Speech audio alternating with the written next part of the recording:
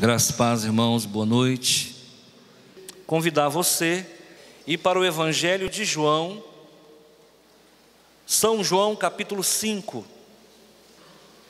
E eu vou ler a partir do versículo 19 até o versículo 29. Serão 11 versículos aproximadamente. E nesses versículos nós vamos falar sobre vida eterna. Qual que é o tema de hoje? Vida eterna, tá bom? Qual que é o título? Vida eterna ao alcance de todos, tá?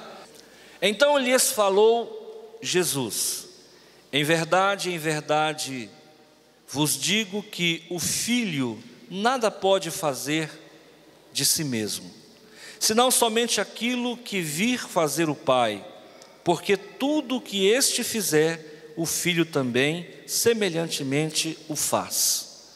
Porque o Pai ama ao Filho e lhe mostra tudo o que faz, e maiores obras do que estas lhe mostrará, para que vos maravilheis, pois assim como o Pai ressuscita e vivifica os mortos, assim também o Filho vivifica aqueles a quem crer.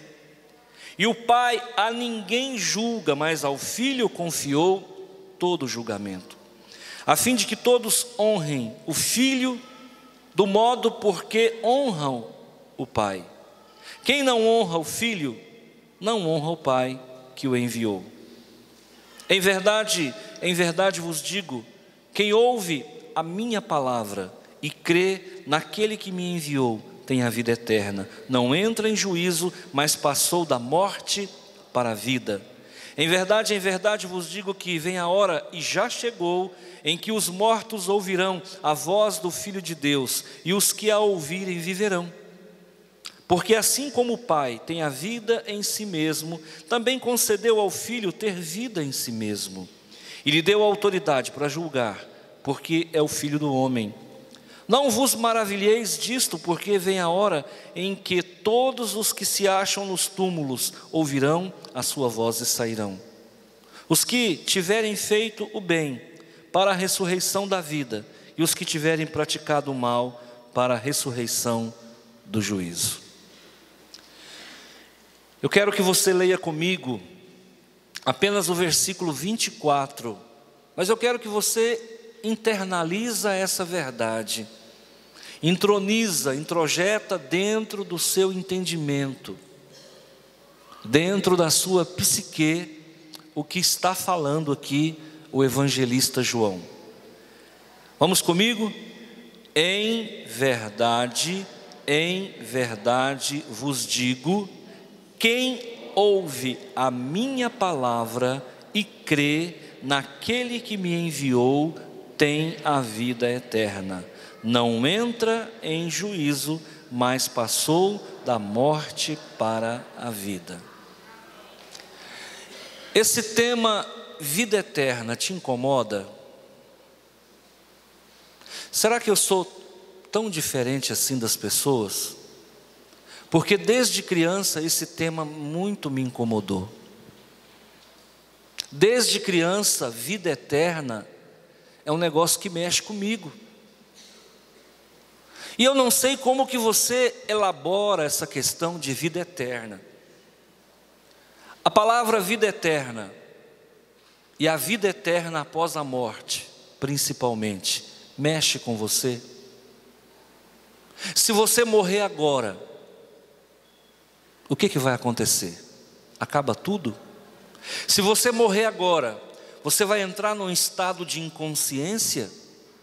Se você morrer agora, você vai entrar num estado de amnésia? Você não vai se lembrar de nada do que aconteceu aqui? Isso mexe com você? Comigo mexe demais. Existem religiões que se dizem cristãs, que ensinam o sono da alma, que após a morte a alma entra num processo de sono. É minoria. Dentro da fé cristã, essa doutrina ela é minoritária. Pouquíssimas igrejas, aliado ao Testemunha de Jeová e Adventista do sétimo dia, creem que após a morte, a alma entra num estado de sono. E aí eles têm que se valer e se fundamentar do Velho Testamento. Porque se for para o Novo, não tem base. Eles têm que se valer principalmente do livro de Eclesiastes, que é quem mais dá um pouquinho de base sobre essa questão de dormir após a morte. Mas se você vai para os evangelhos, se você vai para os ensinamentos de Jesus, não há base bíblica para o sono da alma. A vida continua e com consciência após o corpo descer à sepultura, o espírito vai para Deus que o deu e vai com consciência, lembrando de tudo que a pessoa foi aqui, de tudo que a pessoa fez. Aqui você vai ver o apóstolo João falando olha o versículo 28, não vos maravilheis disto, porque vem a hora em que todos os que se acham nos túmulos ouvirão a sua voz e sairão. Está falando de ressurreição dos mortos, mas essa ressurreição no nosso entendimento não é a ressurreição da consciência, mas a ressurreição do corpo, onde a alma vai receber o corpo glorificado. Não está falando de inconsciência após a morte, está falando da ressurreição daquele corpo que foi decomposto. E os que tiverem feito bem, para a ressurreição da vida, e os que tiverem praticado o mal, para a ressurreição do juízo. Então haverá uma ressurreição para o corpo que dorme. O corpo de quem morreu dorme. A alma, ela tem consciência plena após a morte. Eu não vou ter tempo para te explicar com base bíblica, mas isso é muito patente, isso é muito claro na palavra de Deus. E quem não crê assim, é porque tem outras doutrinas atreladas a essa falsa crença. Então acaba tendo que crer no sono da alma para fundamentar outras doutrinas erradas que também acreditam. Como nós cremos num evangelho simples, não há necessidade de nós acreditarmos no sono da morte no sono da alma após a morte, porque nós não temos que fundamentar nenhuma doutrina outra qualquer que não seja verdadeira. Quando você vai para a passagem parábola, não. Rico e Lázaro não é parábola. Rico e Lázaro é uma passagem, porque ali tem nome. Parábola, as pessoas não têm nome. Um certo homem saiu a semear. Isso é uma parábola. Eis que alguém descendo de Jerusalém para Jericó caiu na mão de salteadores. Isso é parábola. A passagem do rico e Lázaro não. A pessoa que estava no seio de Abraão tem nome. Jesus só não deu CPF porque não tinha CPF naquela época. Então não é uma parábola, é uma passagem. E lá há uma consciência plena após a morte. O rico tinha consciência de quem ele foi na terra, e Lázaro, o mendigo, também tinha consciência de quem ele foi na terra.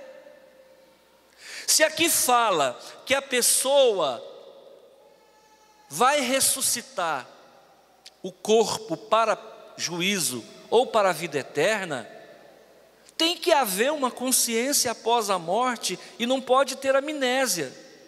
Você já imaginou uma pessoa que morre e depois ela vai para o inferno? Aí dizem que inferno não existe, inferno é sepultura. E a palavra de Deus em alguns momentos usa a palavra inferno como sepultura, mas em outros momentos ela usa a palavra inferno como local de sofrimento. Já imaginou a pessoa chegar no inferno? Na hora que o capetão mor aparecer, deve ter um chefe lá. Da onde você veio? Não sei. Qual que é o seu nome? Também não sei. O que você está fazendo aqui? Não me falaram. Como é que funciona um negócio desse? A pessoa vai sofrer, a pessoa vai condenada e não sabe o que aconteceu. Então essa doutrina estapafúrdia, ela é herética, ela é louca. Há consciência após a morte. E a consciência, eu quero te dizer que ela é imediata após a morte. Talvez possa haver uma pequena confusão no pós-morte, mas logo, logo a pessoa recobra a consciência. Essa é a forma que nós cremos. E a Bíblia diz que o justo vive pela fé. E é a fé que modela a nossa conduta diária, o nosso pensamento, a nossa espiritualidade. O que me chama a atenção aqui? Vida eterna. E não é preocupação só minha, não. Você vai encontrar gente na Bíblia preocupado com essa história de vida eterna. Você vai ver uma mãe conversando com Jesus e dizendo: Senhor, quando for lá na glória, deixa que um filho meu se assente à sua direita e o outro se assente à sua esquerda. A mãe estava preocupada com o futuro espiritual dos filhos. A mãe não estava preocupada com a faculdade que o filho ia fazer. A mãe não estava preocupada com o casamento do filho. A mãe não estava preocupada com a profissão. Ela estava preocupada com a vida eterna. Você vai ver um jovem rico chegando até Jesus e perguntando: Jesus, o que devo fazer para herdar a vida eterna? Então essa questão de vida eterna, se não é preocupação sua, deveria ser, porque é o lugar onde nós vamos passar a eternidade. E quem é que já aceitou Jesus como seu Salvador? Levante a sua mão. Diga assim: eu já estou na vida eterna. Pronto. Deixa eu te falar mais uma coisa. Quem crê que Deus sabe todas as coisas? Sim ou não? Deus é eterno? Você é eterno? Antes de nascer você é eterno? Há controvérsias.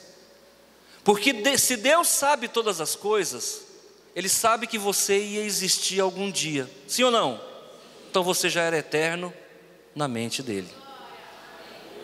Na mente de Deus você sempre existiu.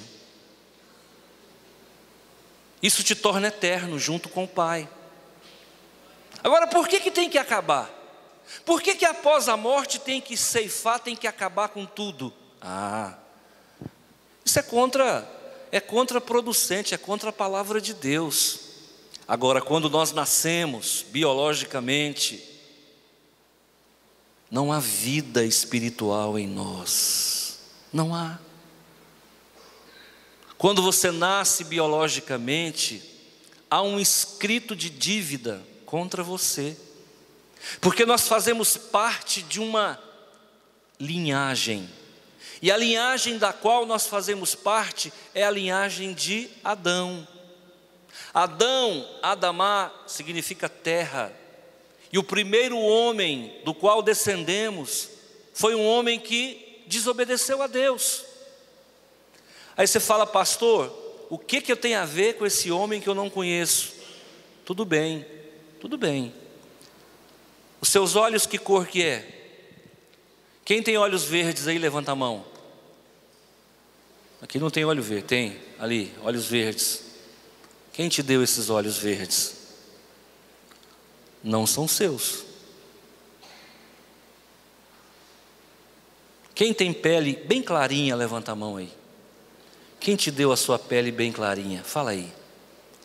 Você herdou de alguém. Quem te deu esse cabelo bonito que você tem, igual o meu? Você herdou de alguém.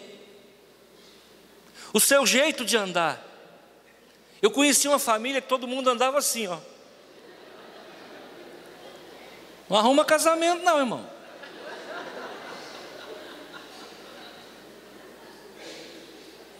Eu tinha um amigo que falava que a primeira coisa que ele olhava numa mulher era o pé. Tem mulher, irmão, que dependendo do pé não casa não. E tem mulher que casa rapidinho, porque o pé é lindo. Então, isso é herança. Isso vem passando de geração para geração. Você conhece alguma mulher brava? Herança. A mãe era brava, a avó era brava. Isso não é roubo não, isso é herança. Então, se nós herdamos a cor do olho, se nós herdamos a cor da pele, se nós herdamos o temperamento, nós também herdamos o pecado que vem lá do Adão. Você tem que entender isso. Então, se nós herdamos o pecado, todos pecaram. E destituídos, palavra bonita, significado fácil.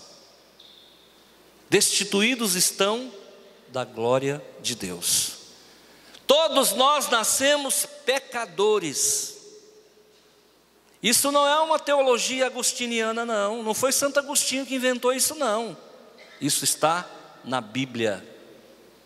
Por um só homem entra o pecado no mundo, notícia boa. Por um só homem o pecado sai do mundo. O que Adão não deu conta de fazer, Jesus fez com galhardia.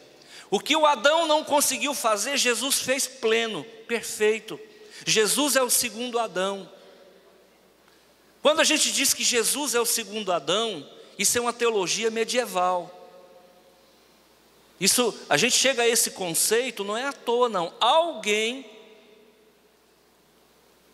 no segundo milênio disse que Jesus é o segundo Adão. E nós recebemos essa informação teológica e nós acabamos integrando essa convicção na nossa teologia contemporânea.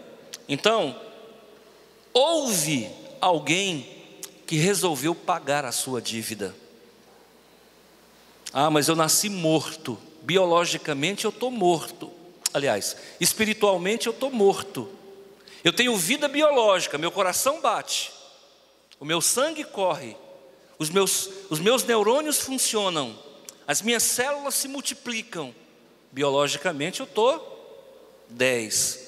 Mas espiritualmente eu não quero nada com Deus. Isso é morte. Isso é morte. E se você descer à sepultura nesse estado, você não sobe, você desce. É a lei da gravidade espiritualmente falando. No mundo físico onde nós vivemos, existem leis que norteiam a nossa vida. No mundo espiritual não é diferente. Existem leis que são válidas aqui no mundo em que vivemos e que são válidas no pós-morte. Eu não sei bem quais são as leis que existem lá, porque lá não tem matéria, mas com certeza algumas leis também norteiam a vida espiritual de quem morre. Então a vida eterna, ela não é uma casualidade. A vida eterna, ela não é uma possibilidade. A vida eterna, ela é concreta, ela é real. Agora, ela é boa para uns e ruim para outros. Algumas religiões, tentando amenizar o impacto da morte, acabaram criando o purgatório. E criaram as indulgências, onde o sacerdote tem o poder de indulgenciar o pecador.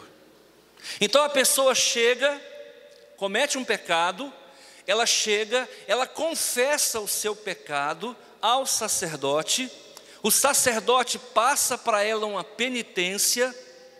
Após a penitência, ela vai diminuir o seu tempo no purgatório. Ou, dependendo das atividades que o sacerdote der para o pecador arrependido, ele pode ser indulgenciado, pode ter a sua pena no purgatório diminuído. Isso é indulgência. Mas nós não cremos nisso. Nós, reformados ou similarmente reformados, nós temos apenas uma fé.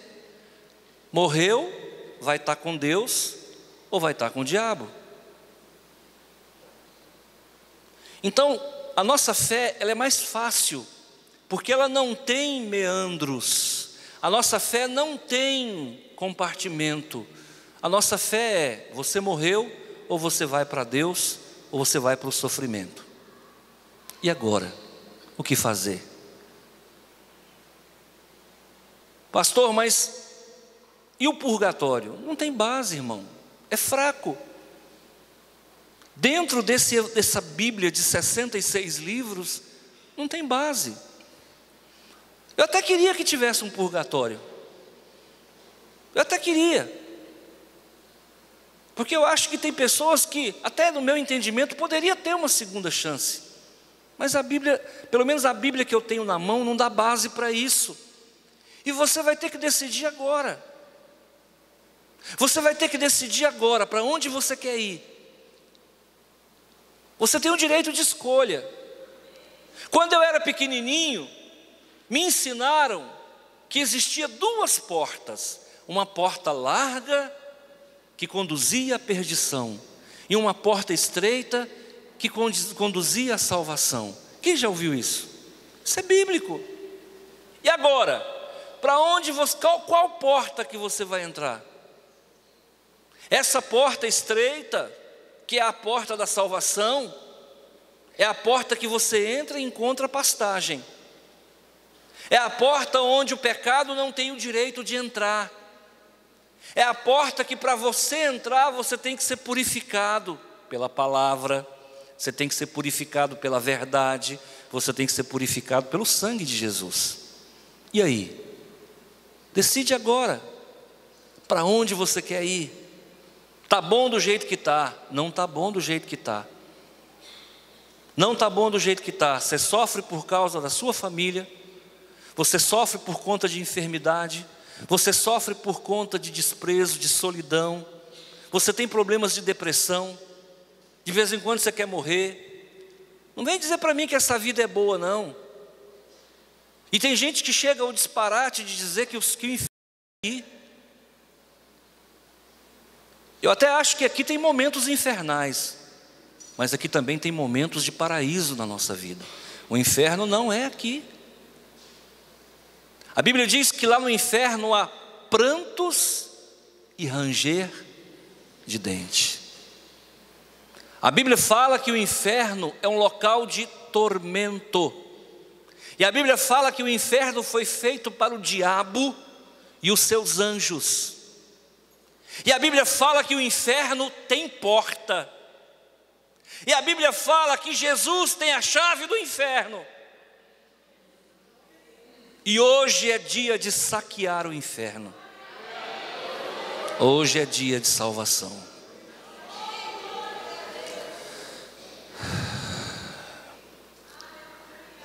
É muito comum nós ouvirmos pessoa falar assim: o fulano ou a fulana aprontou,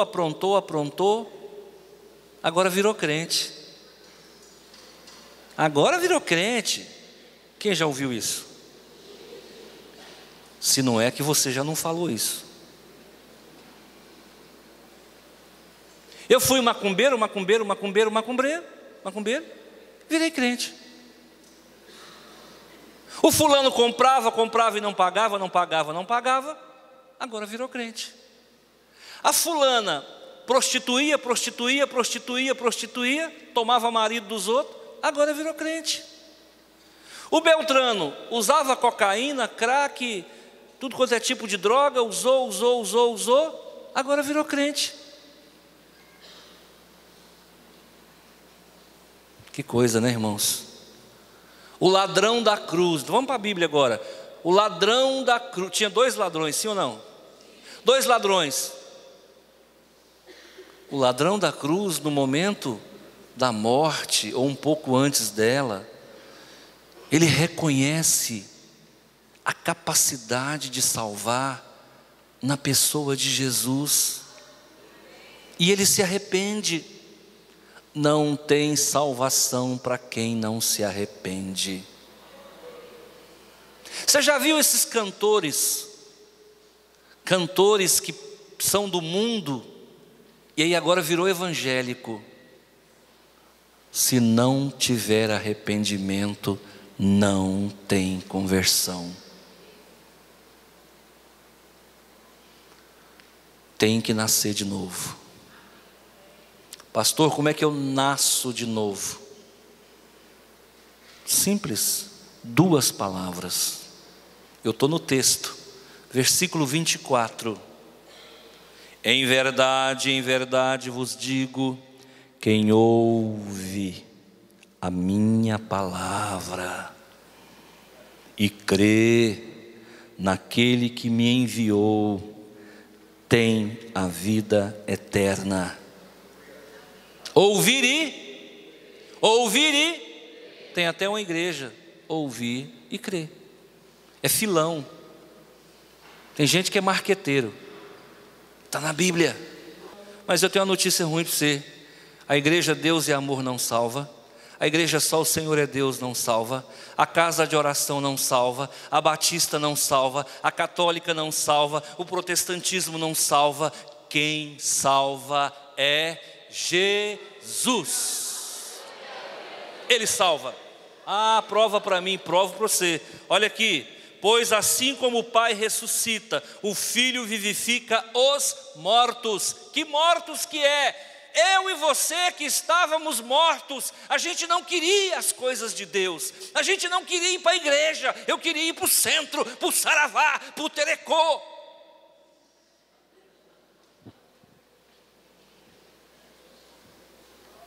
Lá no Nordeste é Terecô. Aqui em Goiás é Saravá. Na África é macumba.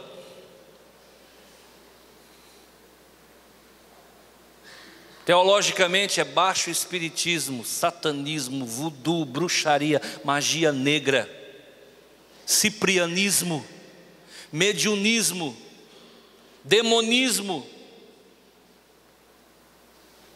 Nós não queríamos Deus, mas um dia a gente bateu de frente com a palavra.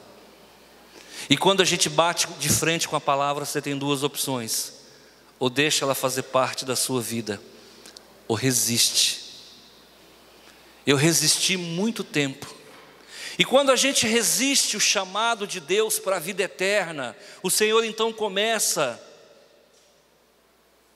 a permitir coisas ruins na nossa vida. Você nunca me viu pregando religião aqui. Eu não tenho orgulho institucional. Eu não me sinto bambambam porque estou dentro de uma denominação batista. Porque maior é Jesus. Maior é Jesus. Eu sou cristão e eu estou na igreja batista. E enquanto Deus permitir, eu vou ficar aqui.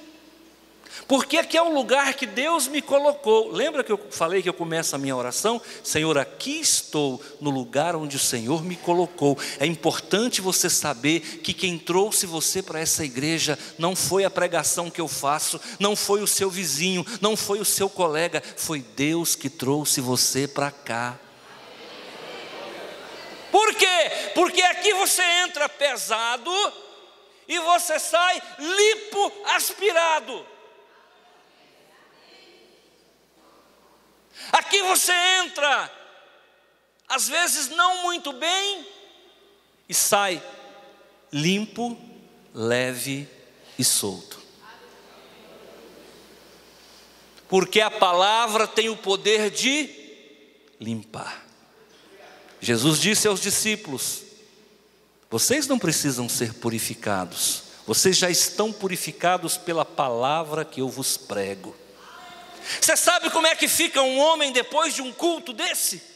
Você sabe como é que fica um homem, por mais crente que ele seja, ou por menos crente que ele seja, depois de um culto desse? Você vai para casa, irmãos, andando nas nuvens.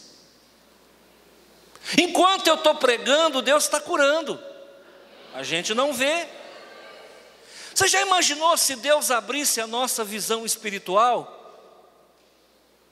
E aí eu ia me surpreender com um anjo aqui ao lado desse rapaz aqui. Eu ia me assustar com uma figura, uma entidade reluzente, com 2 metros, 3 metros de altura. Eu ia me assustar. Mas quando eu olhasse para o lado, já tinha outro anjo. E por cima de nós uma pomba voando, simbolizando o Espírito Santo. E no canto daquela igreja o óleo da unção sendo derramado. E de cá as luzes do Senhor brilhando. E aqui se tornando um verdadeiro oásis da presença de Deus. Por que eu não enxergo isso, pastor? Porque não chegou a hora.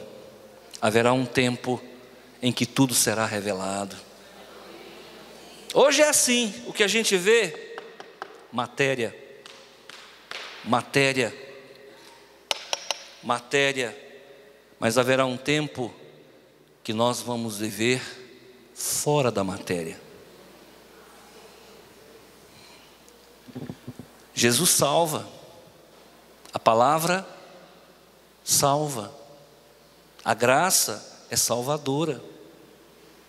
Agora o que eu preciso? Ouvir. Ouve. O Senhor está te chamando. Ele já te chamou uma, Ele já te chamou 2, Ele já te chamou 3 vezes. Ele já usou o seu filho para falar com você. Ele já usou o seu vizinho para falar com você. Ele já usou o seu parente para falar com você. Mas a carne não quer. Mas você veio. Ouve. Ouve, em verdade vos digo, ouça a verdade. O que eu estou pregando não é palavra minha. O que eu estou pregando não é o meu evangelho. O que eu estou pregando não é um achismo meu. O que eu estou pregando é a palavra de Deus. E a palavra é muito clara: se você não crê no Pai, e não crê no Filho, e não receber a verdade, e não ouvir o que eu estou dizendo, não tem salvação. A fé vem pelo ouvir o quê? Palavra de Deus. O que eu estou pregando aqui? É Karl Marx? O que eu estou pregando aqui? É filosofia humana? O que eu estou pregando aqui é algo que muda a história de um homem, que muda a história de uma cidade, que muda a história de uma nação. O que eu estou pregando aqui são palavras de arrependimento, são boas novas. O que eu estou pregando aqui é que um Deus que habita no céu também habitou entre nós. E um Deus que habitou entre nós disse: eu posso salvar você, eu posso te conceder a vida eterna. E para você ter a vida eterna, ouve o que o pastor prega nessa noite. Ouvir é diferente de escutar. Você já viu quando você está em casa e passa um carro volante fazendo propaganda? Qual foi a última propaganda que você ouviu de um carro volante? Eu não sei. Essa semana eu vi um carro passando na rua. Não sei o que ele estava falando, porque eu apenas escutei, eu não ouvi. Mas quem veio na quinta-feira e o pastor pregou e ouviu, sabe dizer o que ele pregou. Na quinta-feira eu falei sobre quem? Mulher nota 10. A mulherada lembra logo. Mulher nota 10. E eu fechei dizendo que as mulheres precisam ter 3 coisas. Eu fechei dizendo que as mulheres precisam ter 3 coisas. E no final eu falei: não adianta a sua mulher ter tudo isso se você, marido, não enxergar. A palavra, quando é de Deus, ela fica, não só para quem ouve, inclusive para quem prega. A palavra, quando é de Deus, ela cumpre um trabalho. E eu quero que você ouça o que eu estou dizendo. Tem gente que fala assim: ó, o importante é crer em Deus. Não é verdade. Você tem que crer no Pai e você tem que crer no Filho. São 2 pessoas.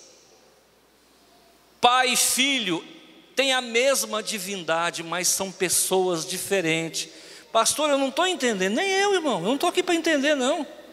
Eu estou aqui para receber a palavra. Isso é dogma, não tem como. O dogma a gente não explica. Os evangélicos não gostam muito dessa palavra dogma, mas é dogma. A doutrina da Trindade de Deus, que os católicos chamam de Santíssima Trindade, que os batistas chamam de triunidade e que os presbiterianos chamam de trindade, é um dogma. Essa doutrina ela é inexplicável, mas é a única que traz consenso na palavra.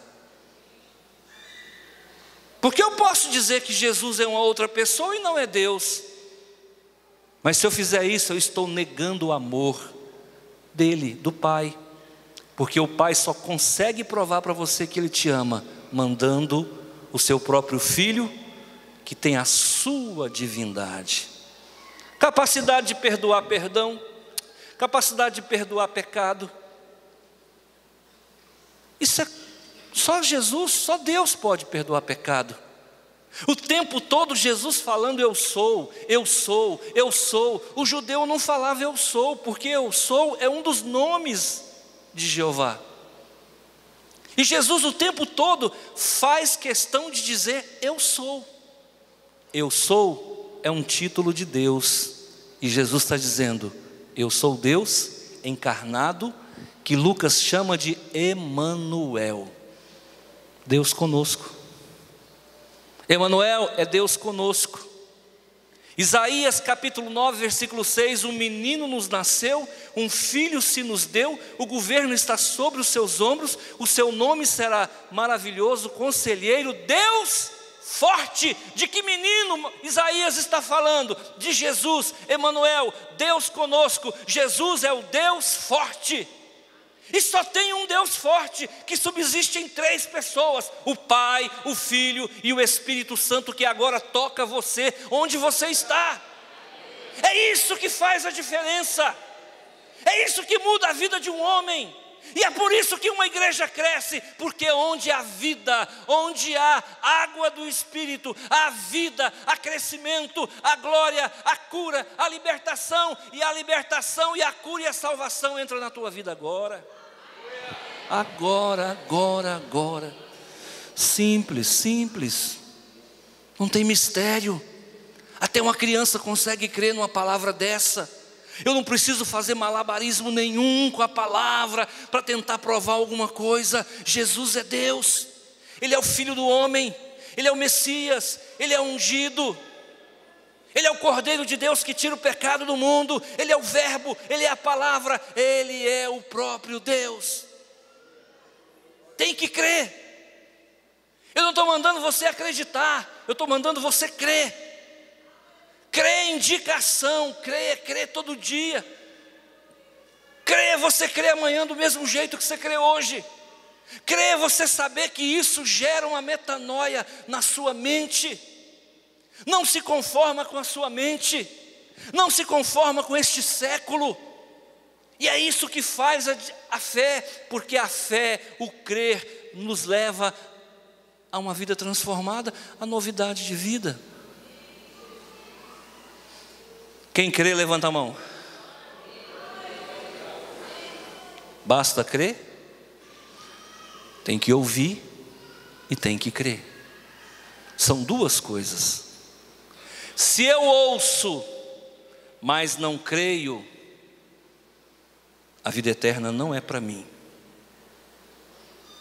Para que eu possa crer, eu preciso ouvir. São os 2 pilares da vida eterna: crer, ouvir e crer. Ouvir e crer. Ouvir e crer. Eu não concordo com o pastor Antônio. Você ouviu, mas não creu. E se você ouviu, mas não creu, as bênçãos do Senhor vai passar na sua porta e vai alcançar o outro. O que Jesus disse para os fariseus? Eles ouviram, mas não creram. Jesus disse: as prostitutas e as meretrizes vos precederão no reino dos céus.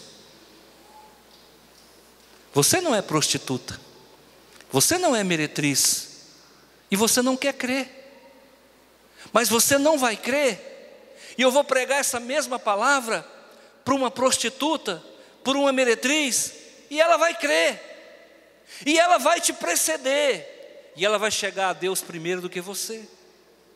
Porque enquanto você fica nas suas convicções, aquele que está sofrendo, quando ouve o toque da salvação, ele se entrega por completo, sem reserva, sem presunção, sem prepotência. É fácil crer, não tem mistério. O que eu proponho para você hoje? Vida eterna. E o que eu quero como contrapartida? Ouvir e crer.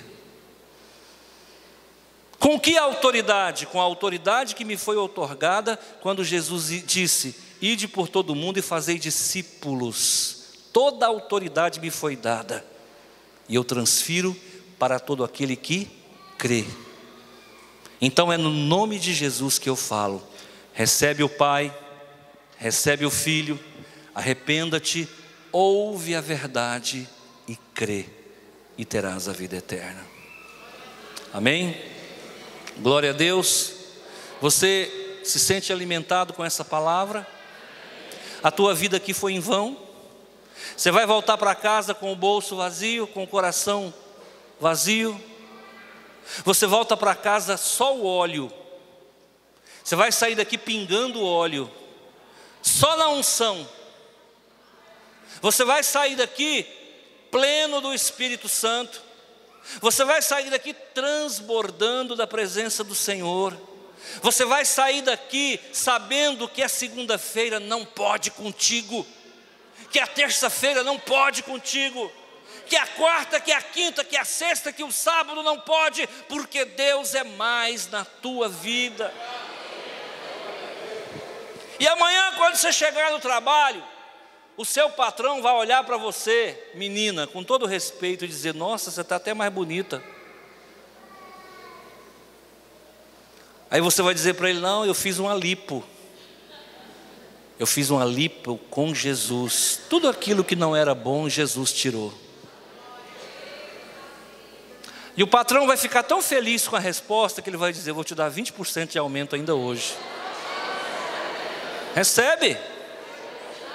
Recebe. Num tempo de crise é quando o povo de Deus mais prospera. É quando as coisas vão mal que Deus faz o bem, para que você veja que Ele é Deus. Deus é contigo. Jeová Jireh é contigo. Jeová Rafa é contigo. Jeová Nissi é contigo. Jeová Tsabaô é contigo. Deus é contigo. Onde quer que você colocar a planta dos seus pés, o Senhor te entregará. Vai nessa tua força. O Senhor te fará prosperar. O Senhor irá na frente para batalhar as tuas lutas, para vencer as tuas vitórias. Toma isso como verdade. Toma isso como palavra de Deus. Amém.